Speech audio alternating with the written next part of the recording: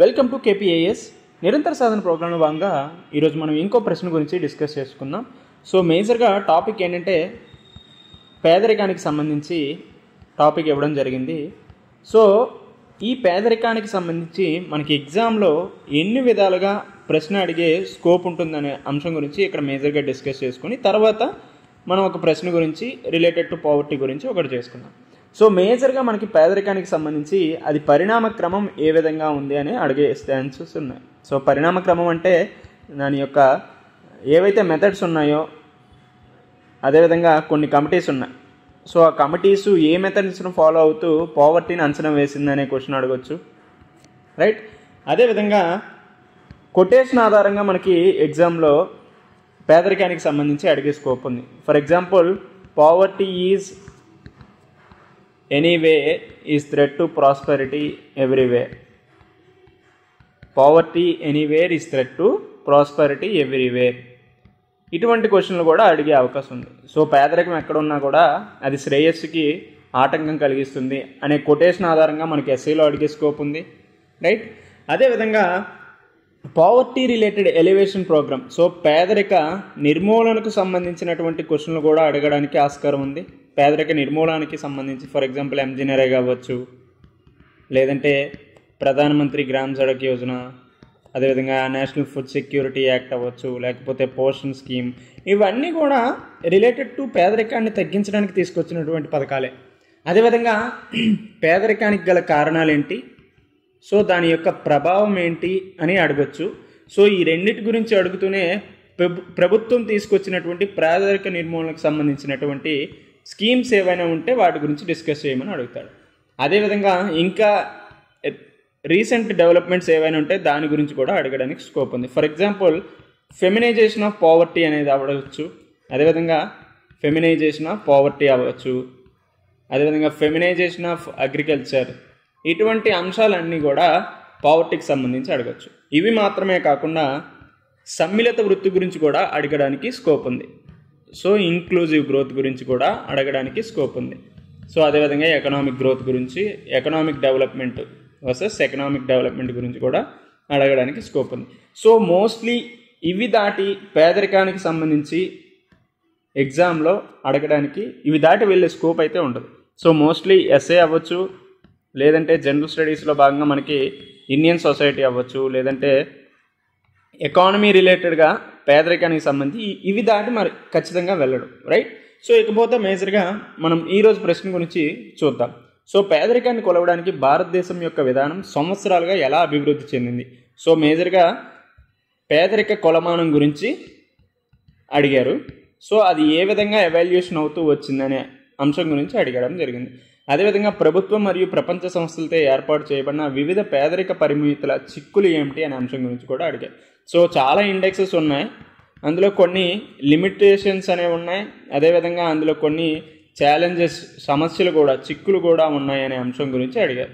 So ఈ రెండింటి గురించి మనం ఎగ్జామ్లో రాస్తే సమాధానం రాస్తే సరిపోతుంది. సో ఇది మనం ప్రశ్నను అర్థం చేసుకునే విధానంగా చెప్పుకోవచ్చు. ఇకపోతే మనం ఇంట్రొడక్షన్ దీన్ని ఏ విధంగా రాయొచ్చు, మేజర్గా పావర్టీ రిలేటెడ్గా సంబంధించి ఏదైనా రాయొచ్చు. సో పావర్టీ అనేది ఏ విధంగా పరిణామం చెందుతూ ఉంది అనేసి రాయొచ్చు.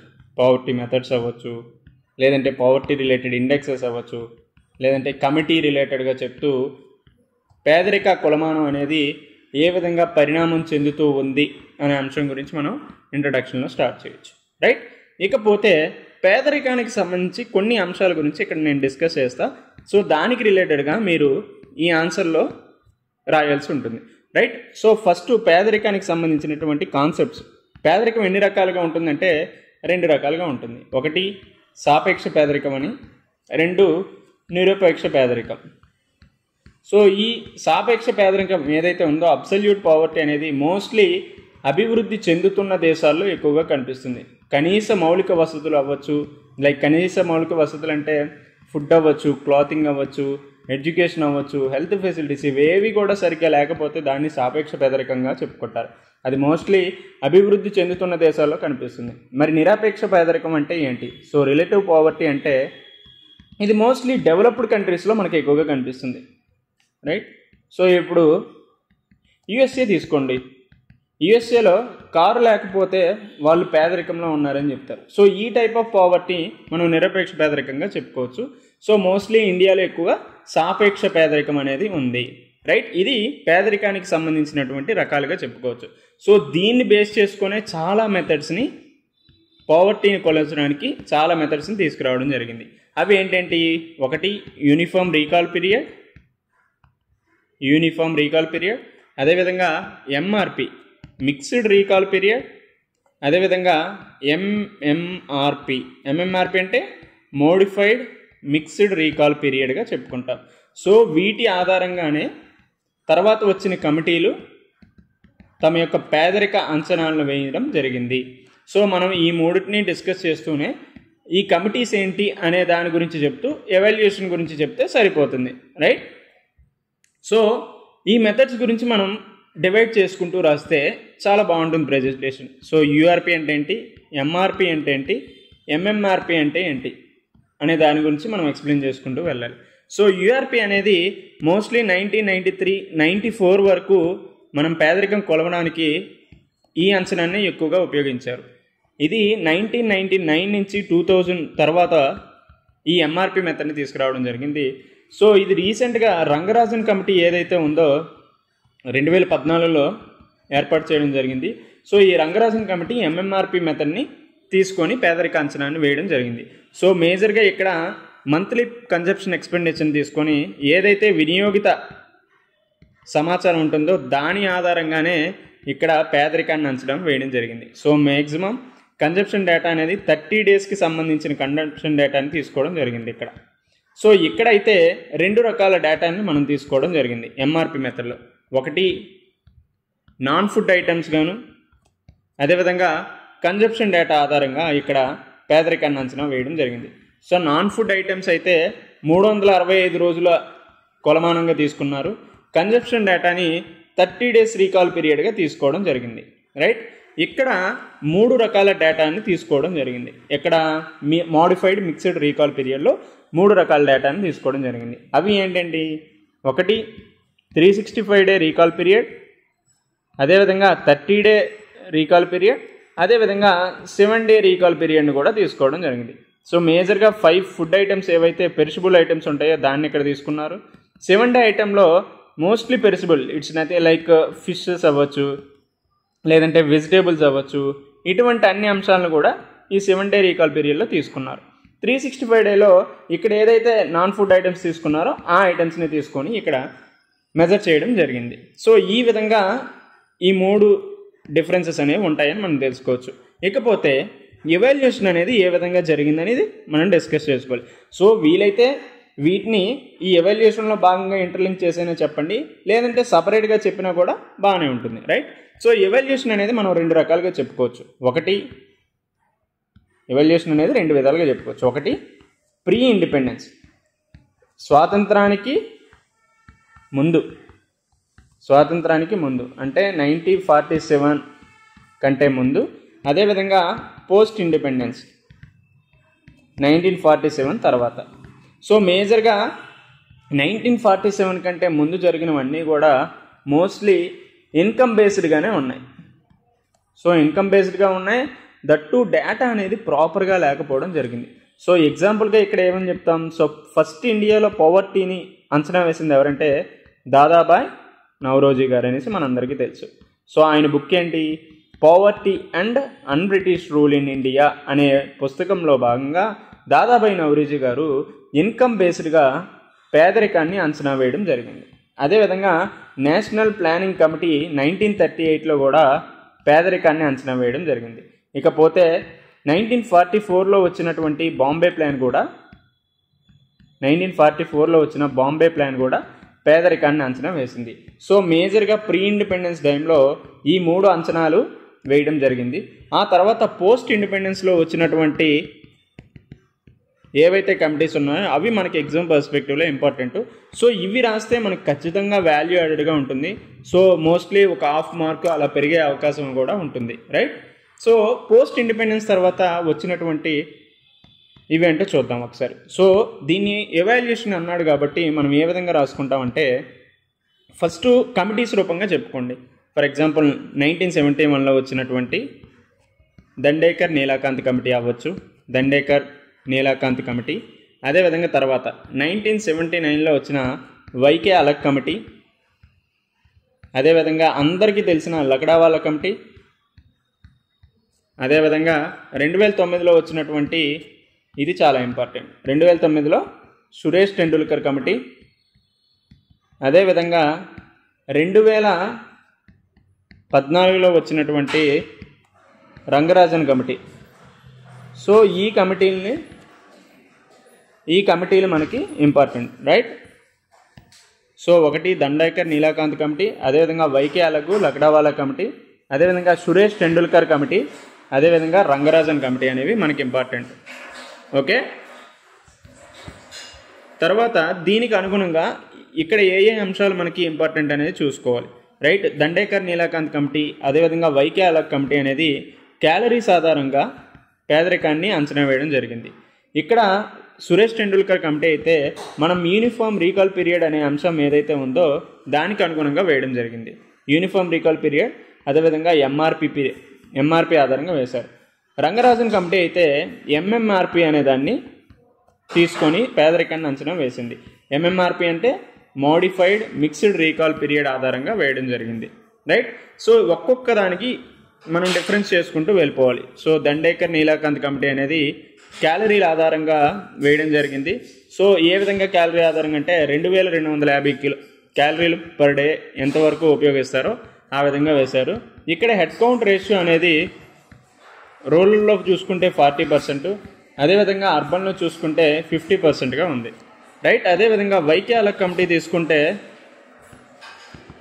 వైకే అలగ్ కమిటీ అనేది రూరల్ అదేవిధంగా అర్బన్ ఏరియాస్ ఆధారంగా తీసుకోవడం జరిగింది. సో రూరల్లో 2400 క్యాలరీస్ గాను, అదేవిధంగా అర్బన్లో 2100 క్యాలరీస్ గాను తీసుకోవడం జరిగింది. సో ఈ విధంగా వైకే అలగ్ కమిటీ పేదరికాన్ని అంచనా వేయడం జరిగింది. సో అదేవిధంగా లకడావాలా కమిటీ కూడా ఇదే విధమైనటువంటి ప్రణాళికను అనుసరించింది. సో రూరల్ గాను అర్బన్ గాను రెండూ తీసుకొని పేదరికాన్ని అంచనా వేస్తూనే యూనిఫామ్ రీకాల్ పీరియడ్ ద్వారా డేటాను సేకరించారు. సో డేటాను సేకరించి పావర్టీ లైన్ ద్వారా ఎస్టిమేట్ చేయడం జరిగింది, రైట్. సో ఈ పావర్టీ లైన్ ఎస్టిమేట్ చేస్తూ రూరల్కి సపరేట్గాను, రూరల్కి సిపిఐ అగ్రికల్చర్ లేబర్ ఆధారంగాను, అర్బన్కి అయితే సిపిఐ ఇండస్ట్రియల్ వర్క్ ఆధారంగాను పేదరికాన్ని అంచనా వేయడం జరిగింది. ఇకపోతే సురేష్ టెండూల్కర్ కమిటీ చూసుకోండి. సురేష్ టెండూల్కర్ కమిటీ అంతవరకు యూనిఫామ్ రీకాల్ పీరియడ్ ఏదైతే ఉందో దాని స్థానంలో మిక్స్డ్ రీకాల్ పీరియడ్ని తీసుకురావడం జరిగింది, రైట్. ఈ మిక్స్డ్ రీకాల్ పీరియడ్లో భాగంగా ఈయన ఫుడ్ ఐటమ్స్ని అదేవిధంగా నాన్ ఫుడ్ ఐటమ్స్ని కూడా అంచనా వేయడం జరిగింది. ఇదే కాకుండా ప్రైవేట్ కన్జంప్షన్ కూడా తీసుకున్నారు. ప్రైవేట్ కన్జంప్షన్ హెల్త్లో పరంగా అదేవిధంగా ఎడ్యుకేషన్లో భాగంగా ఏవైతే ఖర్చు పెట్టారో ఆ అంశాలను కూడా పేదరిక అంచనాలో తీసుకోవడం జరిగింది. సో మోస్ట్లీ అర్బన్ పావర్టీ ఆధారంగానే ఈయన పేదరిక అంచనాన్ని వేయడం జరిగింది. So urban poverty both rural అదేవిధంగా అర్బన్ ఏరియా రెండూ తీసుకొని భారతదేశంలో పేదరికం అనేది సురేష్ టెండూల్కర్ కమిటీ ప్రకారం 37.2% ఉందనేసి ఆయన అంచనా వేయడం జరిగింది. అయితే తర్వాత వచ్చినటువంటి రంగరాజన్ కమిటీ అనేది ఎంఆర్పి స్థానంలో మిక్స్డ్ రీకాల్ పీరియడ్ స్థానంలో మోడిఫైడ్ మిక్స్డ్ రీకాల్ పీరియడ్ అనే అంశాన్ని తీసుకురావడం జరిగింది. సో ఇందులో ఫుడ్ అవ్వచ్చు అదేవిధంగా నాన్ ఫుడ్ ఐటమ్స్ని తీసుకోవడం జరిగింది. అదేవిధంగా ఎంఎంఆర్పి మొత్తాన్ని తీసుకున్నారు. పావర్టీ అనేది ఫ్యామిలీ ఆధారంగా చెప్పారు. అయితే టెండూల్కర్ కమిటీలో ఇండివిజువల్ ఆధారంగా పావర్టీని అంచనా వేయడం జరిగింది. రంగరాజన్ కమిటీలో ఫ్యామిలీ ఆధారంగా పావర్టీని అనేది అంచనా వేయడం జరిగింది. అదేవిధంగా రంగరాజన్ కమిటీ మెయిన్గా తీసుకున్న క్యాలరీసు అదేవిధంగా ఫ్యాట్ అవ్వచ్చు ప్రోటీన్స్ని కూడా పేదరిక అంచనాల్లో యాడ్ చేశారు. సో ఈ విధంగా రంగరాజన్ కమిటీ అవ్వచ్చు, టెండూల్కర్ కమిటీ, సురేష్ టెండూల్కర్ కమిటీ అవ్వచ్చు, లకడావాలా కమిటీ అవ్వచ్చు, వైకే అలగ్ కమిటీ అదేవిధంగా దండేకర్ నీలేకాంత్ కమిటీ, ఈ కమిటీలన్నిటి కూడా ఈ విధంగా ఎవాల్యుయేషన్ అవుతూ ఒకటి యూఆర్పీ నుంచి తర్వాత ఎంఆర్పీకి వచ్చి ఆ తర్వాత మాడిఫైడ్ రీకాల్ పీరియడ్గా మారింది. అదేవిధంగా ప్రైవేట్ కన్జంప్షన్ తీసుకుంది, ఇంతకుముందు క్యాలరీస్ ఆధారంగా తీసుకున్నారు. సో ఇక్కడ అర్బన్ పావర్టీ బౌత్ రూరల్ అర్బన్కి ఒకటే తీసుకున్నారు. ఇక్కడ ఎంఎంఆర్పీ మారింది, ఇక్కడ ఫుడ్ నాన్ ఫుడ్ ఐటమ్స్ తీసుకున్నారు. ఇక్కడ ఫ్యామిలీ ఆఫ్ 5 ఏదైతే ఉందో దాన్ని పేదరిక అంచనా ఆధారంగా తీసుకున్నారు. అదేవిధంగా క్యాలరీస్ అవ్వచ్చు, ఫ్యాట్ అవ్వచ్చు, ప్రోటీన్స్ ఆధారంగా ఇక్కడ పేదరికాన్ని అంచనా వేయడం జరిగిందని మనం డిస్కస్ చేసుకోవచ్చు.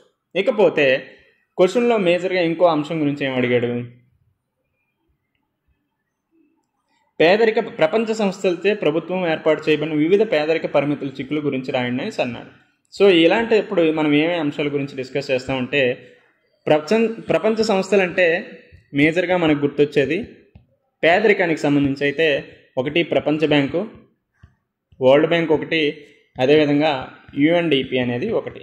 సో ఈ ప్రపంచ బ్యాంకు పేదరికాన్ని ఏ విధంగా డిఫైన్ చేసిందంటే $1.9 కంటే తక్కువ ఖర్చు పెడితే వాళ్ళని పేదరికంలోని ఉంటారు అనేసి ప్రపంచ బ్యాంకు నిర్వచనం జరిపింది. అదేవిధంగా యుఎన్డిపిలో అయితే మల్టీ డైమెన్షనల్ పావర్టీ ఇండెక్స్ని ఇవ్వడం జరిగింది. సో ఇక్కడ ఓన్లీ ఇన్కమ్ ఆధారంగా చెప్తే యుఎన్డిపి అయితే మల్టీ డైమెన్షనల్గా అటు ఎడ్యుకేషన్ అవ్వచ్చు, అదేవిధంగా హెల్త్ పరంగా అవ్వచ్చు, అదేవిధంగా స్టాండర్డ్ ఆఫ్ లివింగ్ జీవన ప్రమాణాల ఆధారంగా కూడా పేదరికాన్ని అంచనా వేయడం జరిగింది. సో ఈ విధంగా ఈ 2 అంశాల గురించి చర్చిస్తూనే ఇందులో ఉన్న పరిమితులు అవ్వచ్చు, చిక్కులు అవ్వచ్చు, వాటిని మనం డిస్కస్ చేయాలి. సో ఇందులో ఉన్న పరిమితులు మేజర్గా ఏం చెప్పుకుంటాం, ఒకటి కేవలం పేదరికాన్ని ఇన్కమ్ బేస్డ్గానే తీసుకోవడం జరిగింది. సో కేవలం పేదరికాన్ని ఆదాయం ఆధారంగానే ప్రపంచ బ్యాంక్ తీసుకోవడం జరిగింది అనేది ఒక సమస్య. సో అది కూడా $1.90గానే. ఎందుకంటే ఇఫ్ ఇన్ కేస్ ఇప్పుడు ఇన్ఫ్లేషన్ అనేది చాలా ఎక్కువగా ఉంది, ద్రవ్యోల్బణం అనేది ఎక్కువగా అవుతుంది, అదేవిధంగా రెసిషన్ అవుతుంది. ఈ టైంలో ఈ $1.90 మనం ఏ విధంగా తీసుకుంటాం, ఈవెన్ ఎక్కువగా అవ్వచ్చు లేకపోతే తక్కువగా అవ్వచ్చు. కాబట్టి ఇన్ఫ్లేషన్ అడ్జస్ట్మెంట్ కూడా ఉండాలి ఇన్కమ్ బేస్డ్గా ఒకవేళ తీసుకున్నప్పటికీ, రైట్. ఇక్కడ ఇది ప్రధాన సమస్యగా ఉంది. అదేవిధంగా పేదరికాన్ని ఇప్పుడు ఎకనామిక్ పర్స్పెక్టివ్గానే చూస్తున్నారు, అది కూడా సమస్య. అయితే ఈ మల్టీ డైమెన్షనల్ పావర్టీ ఇండెక్స్లో కూడా బహుళార్థ పేదరిక సూచీలో భాగంగా కూడా ఇక్కడ ఫైనాన్షియల్ ఇంక్లూజన్ అనే అంశాన్ని తీసుకోలేదు. సో నీతి ఆయోగ్లో బ్యాంక్ అకౌంట్స్ వంటి ఫైనాన్షియల్ ఇంక్లూజన్ అనే అంశాలను తీసుకున్నప్పటికీ మేజర్గా యుఎన్డిపి రిలీజ్ చేసే దాంట్లో ఫైనాన్షియల్ ఇంక్లూజన్ బ్యాంక్ అకౌంట్స్ అనే అంశాన్ని తీసుకోలేదు. సో ఈ బ్యాంక్ అకౌంట్స్ అంశం ఎందుకు ఇంపార్టెంట్ అంటే రాబోయే IR 4.0 అవ్వచ్చు, ఈ అంశాలన్నిటికీ కూడా బ్యాంకింగ్ వ్యవస్థ, అదేవిధంగా డిజిటల్ లిటరసీ లేదంటే ఫైనాన్షియల్ లిటరసీ అనేది చాలా ఇంపార్టెంట్. సో ఖచ్చితంగా పేదరికాన్ని అంచనా వేసేటప్పుడు ఈ ఆర్థిక సమ్మిళత్వం అనేది, అదేవిధంగా డిజిటల్ సమ్మిళత్వం అనేది చాలా ఇంపార్టెంట్ అంశం. సో ఈ అంశాలు ఏవి కూడా మనకి మల్టీ డైమెన్షనల్ పావర్టీ ఇండెక్స్లో యుఎన్డిపిలో భాగంగా మనకి కనిపించవు. సో ఇవి ప్రధానమైనటువంటి సమస్యలుగా మనం చెప్పుకోవచ్చు, రైట్. అయితే ఇది మనం బాడీ పరంగా రాయొచ్చు, విశ్లేషణ పరంగా ఉంటుంది. అల్టిమేట్గా కంక్లూజన్ మనం ఏ విధంగా రాయొచ్చు, సో ఎప్పుడైనా పేదరికాన్ని మనం కేవలం ఎకానమీ పర్స్పెక్టివ్లోనే కాకుండా సోషల్ పర్స్పెక్టివ్లో కూడా చూడాల్సిన అవసరం ఉంది. సో ఎప్పుడైతే ఎంప్లాయ్మెంటు, అదేవిధంగా స్కిల్స్ పరంగా, హ్యూమన్ క్యాపిటల్ పరంగా, అదేవిధంగా ఇన్వెస్ట్మెంట్ పరంగా మనం అభివృద్ధి చెందిస్తామో అప్పుడే పేదరికాన్ని మనం నిర్మూలించవచ్చు అనేది చెప్పాలి. సో మెయిన్గా పేదరికాన్ని ఆదాయ వర్గంగానే కాకుండా, ఆర్థిక పరంగా కాకుండా సామాజిక పరంగా మనం చూడాలి. సో ఈ సామాజిక పరంగా చూసినప్పుడే పేదరికాన్ని మనం తగ్గించవచ్చు అని చెప్పొచ్చు. అదేవిధంగా ఇఫ్ ఇన్ కేస్ కంక్లూజన్ చేసేటప్పుడు SDG గోల్ 1 అయినటువంటి పేదరికాన్ని కూడా మనం ఇంట్రడ్యూస్ చేయొచ్చు, రైట్. సో ఈ విధంగా పేదరికాన్ని మనం అడ్రస్ చేయొచ్చు. అర్థమైంది అనుకుంటున్నా. సో ఇకపోతే ఎస్ఏలో భాగంగా మనం ఏ అంశాలు ఉంటాయంటే మేజర్గా ఒకటి, సో మనం ఫస్ట్ డిస్కస్ చేసుకున్నట్టు ఎస్ఏలు అయితే మేజర్గా ఇలాంటి కొటేషన్ రిలేటెడ్గా అడగచ్చు. So poverty anywhere is that to prosperity everywhere అనే క్వశ్చన్స్ అడగచ్చు. లేదంటే పేదరికం అంటే ఏంటి అవ్వచ్చు, పేదరికం అనేది ఇప్పటికీ ప్రధాన సమస్య అవ్వచ్చు. లేదంటే economic growth versus economic development అవ్వచ్చు. లేదంటే ఇంక్లూజివ్ గ్రోత్ అవ్వచ్చు. లేదంటే యూనివర్సల్ బేసిక్ ఇన్కమ్ వంటి పథకాలని మనకి ఎస్ఏలో అడగచ్చు, అదేవిధంగా జనరల్ స్టడీస్లో కూడా అడగచ్చు. సో ఈ విధంగా ఈ క్వశ్చన్స్ని మనం చూసుకుంటే మోస్ట్లీ పావర్టీ రిలేటెడ్ ఏ కాన్సెప్ట్స్ ఇచ్చినా మనం ఈజీగా అడ్రస్ చేయొచ్చు, రైట్. ఐ హోప్ మీకు అర్థమైందా అనుకుంటున్నా. మళ్ళీ నెక్స్ట్ వీడియోలో మళ్ళీ ఇంకో మంచి అంశంతో కలుసుకుందాం. Until then take care, bye.